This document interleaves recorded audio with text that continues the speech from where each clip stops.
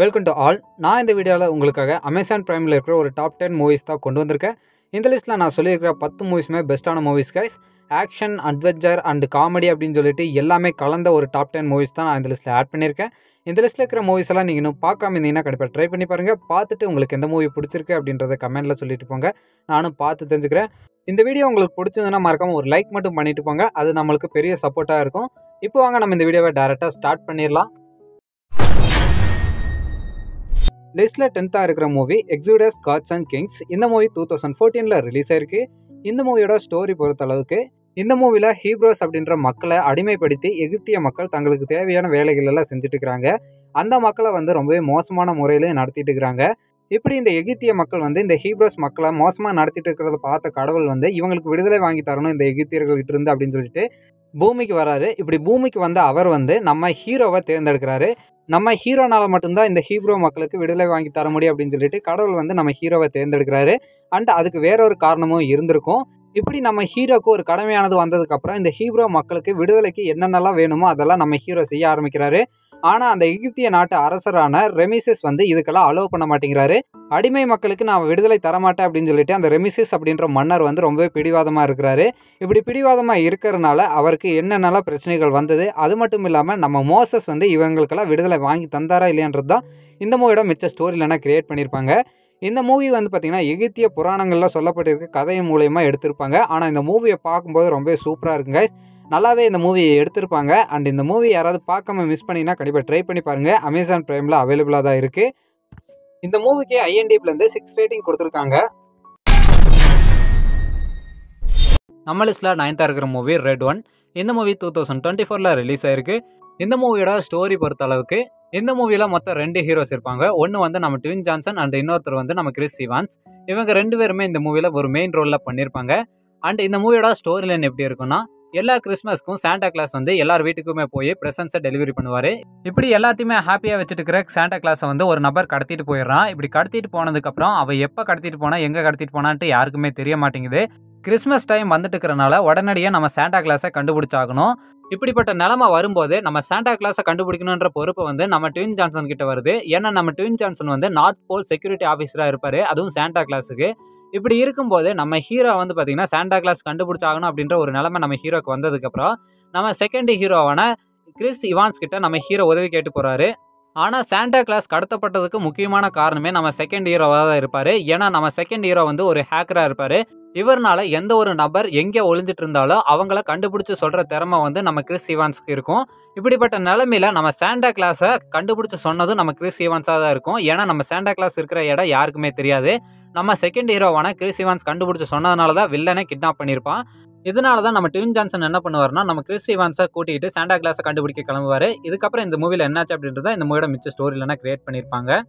இந்த மூவி பார்த்தீங்கன்னா ரொம்பவே நல்லா தான் கொண்டு போயிருப்பாங்க. இந்த மூவி 2024 ரிலீஸ் ஆயிருக்கு. இந்த மூவி யாராவது பார்க்காம இருந்தீங்கன்னா கண்டிப்பாக ட்ரை பண்ணி பாருங்க. அண்ட் இந்த மூவிக்கு IMDbலேருந்து 6.3 ரேட்டிங் கொடுத்துருக்காங்க. நம்ம லிஸ்ட்டில் 8th இருக்கிற மூவி ஆப்ரேஷன் ஃபார்ச்சூன். இந்த மூவி 2023 ரிலீஸ் ஆயிருக்கு. இந்த மூவியோட ஸ்டோரி எப்படி இருக்குன்னா, இந்த மூவியில் ஒரு மாஃபியா டீம் என்ன பண்ணுவாங்கன்னா ஹேண்டில் அப்படின்ற ஒரு விலை மதிக்க முடியாத ஒரு டிவைஸ் திருடிட்டு போயிடுவாங்க. இப்படி திருடிட்டு போனதுக்கப்புறம் அந்த டிவைஸை எப்படியாவது கண்டுபிடிச்சாகணும், அந்த டிவைஸ் மூலமா இந்த உலகத்தையே அழிக்க முடியும் அப்படின்ற ஒரு பெரிய ப்ராப்ளம் கிரியேட் ஆயிடுது. இதுக்கப்புறம் நம்ம ஹீரோவை கவர்மெண்ட் கூப்பிடுறாங்க. நம்ம ஹீரோ ஒரு பெரிய ஸ்பையாக இருப்பார். இப்படிப்பட்ட நிலைமையில் நம்ம ஹீரோ கிட்ட இந்த மிஷினை ஒப்படைச்சதுக்கப்புறம் நம்ம ஹீரோ அவரோட குழுவோட இந்த ஹேண்டில் அப்படின்ற டிவைஸை கண்டுபிடிக்கிறதுக்காக களமிறங்குறாரு. இதே சமயம் பார்த்தீங்கன்னா நம்ம ஹீரோக்கு ஆப்போசிட்டாக இன்னொரு டீமும் களமிறங்குறாங்க. இதுக்கப்புறம் பார்த்தீங்கன்னா இந்த மூவியில் என்னாச்சு அப்படின்றது தான் இந்த மூவியோட மிச்ச ஸ்டோரியிலனா கிரியேட் பண்ணியிருப்பாங்க. இந்த மூவியை நல்லா தான் எடுத்துகிட்டு போயிருப்பாங்க. கண்டிப்பாக ஒன் டைம் ட்ரை பண்ணி பார்க்கலாம். நம்ம ஜேசன் ஸ்டாட்டம்காகவே ஒன் டைம் ட்ரை பண்ணி பார்க்கலாம். இந்த மூவியை பார்த்துட்டு உங்களுக்கு பிடிச்சிருக்கா இல்லையன்ற கமெண்ட்டில் சொல்லியிருப்பாங்க. அண்ட் இந்த மூவிக்கு IMDbலேருந்து 6.3 ரேட்டிங் கொடுத்துருக்காங்க. நம்ம லிஸ்ட்டில் 7th என்ன மூவி பார்க்க போகிறோம்னா மைல் 22. இந்த மூவி 2017 ரிலீஸ் ஆயிருக்கு. இந்த மூவியோட ஸ்டோரி பொறுத்தளவுக்கு எப்படி இருக்குன்னா, இந்த மூவியில் நம்ம ஹீரோ ஒரு CIA ஏஜென்ட்டாக இருப்பார். இப்படி இருக்கும்போது நம்ம ஹீரோ அண்ட் நம்ம ஹீரோ கீழே ஒரு டீம் இருக்கும். நம்ம ஹீரோவோட டீம் CCM அப்படின்ற ஒரு பொருளை தான் தேடிட்டு இருப்பாங்க. CCM அப்படின்றது ஒரு வெடிகுண்டு. இப்படிப்பட்ட இந்த CCM அப்படின்ற வெடிகுண்டு எங்கே இருக்குன்றது யாருக்குமே தெரியாது. ஆனால் அதே சமயத்தில் இந்த வெடிகுண்டு வெடிச்சா அது பெரிய ஒரு இழப்பை ஏற்படுத்தும் அப்படின்றது மட்டும் எல்லாத்துக்குமே தெரியும். இந்த நிலைமையில் நம்ம ஹீரோ டீம் அந்த CCM அப்படின்ற ஒரு பொருளை தான் தேடிட்டு இருப்பாங்க. அண்ட் இப்படி தேடிட்டு இருக்கும்போது ஒரு நபர் என்ன பண்ணுவானா, அந்த சிசிஎம் எங்கே இருக்குது அப்படின்றது எனக்கு தெரியும் அப்படின்னு சொல்லிட்டு போலீஸ்கிட்ட வந்து சரணடைகிறான். இப்படி போலீஸ்கிட்ட வந்து சரணடைஞ்சதுக்கப்புறம் அந்த சிசிஎம் எங்கே இருக்குது அப்படின்றத இடத்த வந்து பார்த்திங்கன்னா நான் ஒரு சிப்பில் கோட்ஸாக மாற்றி வச்சுருக்கேன் அப்படின்னு சொல்லிட்டு நம்ம ஹீரோ கிட்ட சொல்கிறான். அந்த சிசிஎம் இருக்கிற இடத்த பற்றின டீட்டெயில்ஸ் நான் உங்களுக்கு தரணும்னா அதுக்கு பதிலாக நீங்கள் இந்த நாட்டை விட்டு நான் வேறு நாட்டுக்கு தப்பிச்சு போகிறதுக்கு ஹெல்ப் பண்ணணும் அப்படின்னு சொல்லிட்டு நம்ம ஹீரோ கிட்ட அவன் ஒரு டீல் பேசுகிறான். இப்படி பேசும்போது நம்ம ஹீரோவும் இதுக்கு ஒத்துக்கிறாங்க. நம்ம ஹீரோ வந்து இவனை ஏர்போர்ட் வரைக்கும் பத்திரமா எடுத்துகிட்டு போய் விடணும். அந்த ஏர்போர்ட் நம்ம ஹீரோ இருக்கிற இடத்த விட்டு 22 மைல் தள்ளி இருக்குது. இப்படி இந்த 22 மைலுக்குள்ளே என்ன ஒரு ப்ராப்ளம் வந்தாலும் நம்ம ஹீரோ டீம் தான் அதை ஸ்பேஸ் பண்ணி இவனை எடுத்துகிட்டு போய் அந்த ஏர்போர்ட்டில் விடணும் அப்படின்ற ஒரு கட்டாயமான சூழ்நிலை ஏற்படுது. இப்படி ஏற்பட்டதுக்கப்புறம் நம்ம ஹீரோ என்ன பண்ணுறாரு, இவனை எடுத்துகிட்டு போய் பத்திரமா அந்த ஏர்போர்ட்டில் சேர்த்தாரா இல்லையா, அந்த சிசிஎம் எங்கே இருக்குது அப்படின்றத கண்டுபிடிச்சாரா இல்லையான்றது தான் இந்த மூவியோட மிச்ச ஸ்டோரி இல்லைனா கிரியேட் பண்ணியிருப்பாங்க. இந்த மூவி ஒரு பெஸ்ட்டான ஆக்ஷன் மூவி கைஸ், கண்டிப்பாக யாருமே மிஸ் பண்ணிடாதீங்க. அண்ட் இந்த மூவிக்கு IMDbலேருந்து 6.3 ரேட்டிங் கொடுத்துருக்காங்க. நம்ம லிஸ்ட்டில் 6th என்ன மூவி பார்க்க போகிறோம்னா ஒயிட் ஹவுஸ் டவுன். இந்த மூவி 2013 ரிலீஸ் ஆயிருக்கு. இந்த மூவியோட ஸ்டோரி பொறுத்தளவுக்கு எப்படி இருக்குன்னா, இந்த மூவியில் அமெரிக்கன் ஒயிட் ஹவுஸை ஒரு தீவிரவாதி கும்பல் வந்து அட்டாக் பண்ணுறாங்க. இப்படி அட்டாக் பண்ணும்போது நம்ம ஹீரோ அந்த ஒயிட் ஹவுஸில் வேலை செஞ்சுட்டு இருக்கிற ஒரு ஸ்பீக்கர் அப்படின்ற நபருக்கு பாடி கார்டாக இருந்துட்டு இருப்பாரு. இப்படி இருந்துட்டு இருக்கும்போது அந்த தீவிரவாதி கும்பல் அந்த ஒயிட் ஹவுஸை அட்டாக் பண்ணும்போது நம்ம ஹீரோவும் அந்த ஒயிட் ஹவுஸ்க்குள்ளே தான் இருப்பார். பிரசிடென்ட்டுக்கு ஆபத்து அப்படின்னு சொல்லிட்டு நம்ம ஹீரோக்கு தெரிய வரும்போது நம்ம ஹீரோ பிரசிடென்ட்டை காப்பாற்றுறதுக்காக கிளம்புறாரு. இப்படி காப்பாற்றுறதுக்காக கிளம்பும்போது சோலோவாக நம்ம ஹீரோ நின்றுட்டு எப்படி அந்த தீவிரவாதி கும்பலை எதிர்த்து சண்டை போட்டார், பிரசிடென்ட்டை காப்பாற்றினாரா இல்லையான்றது தான் இந்த மூவியோட மிச்ச ஸ்டோரி இல்லைனா கொண்டு போயிருப்பாங்க. இந்த மூவி வந்து பார்த்திங்கன்னா ரொம்ப சூப்பராக கொண்டு போயிருப்பாங்க கைஸ். நல்ல ஒரு மூவி. இந்த மூவியோட ஸ்டார்டிங் தான் கொஞ்சம் நார்மலாக போகிற மாதிரி இருக்கும். இந்த ஒயிட் ஹவுஸ் அட்டாக் பண்ண ஆரம்பித்ததுக்கப்புறம் இந்த மூவி வந்து பார்த்திங்கன்னா ரொம்ப பரபரப்பாக போகும் கைஸ். இந்த மூவி யாராவது பார்க்காம இருந்தீங்கன்னா கண்டிப்பாக ட்ரை பண்ணி பாருங்கள். ஒரு பெஸ்ட்டான ஆக்ஷன் மூவி, யாருமே மிஸ் பண்ணிடாதீங்க. ஆனால் இந்த மூவி தமிழில் இல்லை, இங்கிலீஷில் மட்டும்தான் இருக்குது. நீங்கள் பார்க்குறதா இருந்தால் இங்கிலீஷில் மட்டும்தான் ட்ரை பண்ணி பார்க்குற மாதிரி இருக்கும். அண்ட் இந்த மூவிக்கு வந்து IMDbலேருந்து 6.3 ரேட்டிங் கொடுத்துருக்காங்க. நம்ம லிஸ்ட்டில் 5th என்ன மூவி பார்க்க போகிறோம்னா ஈவில் டெட் ரைஸ். இந்த மூவி 2023 ரிலீஸ் ஆயிருக்கு. இந்த மூவியோட ஸ்டோரி பொறுத்தளவுக்கு எப்படி இருக்குன்னா, இந்த மூவியில் ஒரு அப்பார்ட்மெண்ட்டில் இருக்கிற ஒரு 3 சின்ன பசங்க கையில் ஒரு புக் ஒன்று கிடைக்குது. அந்த புக்கை வந்து பார்த்திங்கன்னா அவங்க பார்க்கிங் லாட்லேருந்து எடுத்துகிட்டு வந்திருப்பாங்க அந்த அப்பார்ட்மெண்ட்லேயே. இப்படி எடுத்துகிட்டு வந்து அவங்க வீட்டுக்குள்ளே போயிட்டு அந்த புக் என்ன அப்படின்னு சொல்லிட்டு ஓப்பன் பண்ணி படிக்கலாம் அப்படின்னு சொல்லிட்டு அந்த புக்கை ஓப்பன் பண்ணுறாங்க. இப்படி இவங்க அந்த புக்கை ஓப்பன் பண்ணதுக்கப்புறம் அங்கே நடக்கிற வித்தியாசமான சம்பவங்கள் தான் இந்த மூவியோட மிச்ச ஸ்டோரி இல்லைனா கிரியேட் பண்ணியிருப்பாங்க. இந்த மூவி ஈவில் டெட் சீரீஸில் 5th பார்ட்டாக ரிலீஸ் ஆயிருக்கும். இந்த 5th பார்ட்டை யாராவது பார்க்காம மிஸ் பண்ணினா கண்டிப்பாக ட்ரை பண்ணி பாருங்கள். மற்ற பார்ட்ஸ் மாதிரி தான் இந்த மூவி இருக்கும். நல்லா தான் கொண்டு போயிருப்பாங்க. இந்த மூவியில் அந்த டீமன் வர்ற சீன்ஸ் எல்லாம் ரொம்ப சூப்பராக காட்டியிருப்பாங்க. அண்ட் இந்த மூவி யாராவது பார்க்காம இருந்தீங்கன்னா கண்டிப்பாக ட்ரை பண்ணி பாருங்கள். இந்த மூவிக்கு IMDbலேருந்து 6.5 ரேட்டிங் கொடுத்துருக்காங்க. நம்ம லிஸ்ட்டில் 4th மூவி பார்க்க போகிறோம்னா செல்ஃப்லெஸ். இந்த மூவி 2013 ரிலீஸ் ஆயிருக்கு. இந்த மூவியோட ஸ்டோரி லைன் எப்படி இருக்குன்னா, இந்த மூவி ஃபியூச்சரில் நடக்கிற மாதிரி நமக்கு காட்டியிருப்பாங்க. ஃபியூச்சரில் வந்து ஒரு புது விதமான டெக்னாலஜியை கொண்டு வந்திருப்பாங்க. அதாவது ஒருத்தரோட நினைவுகளை வந்து இன்னொருத்தர் உடம்புக்குள்ளே செலுத்துகிற மாதிரியான ஒரு டிவைஸை கண்டுபிடிச்சிருப்பாங்க.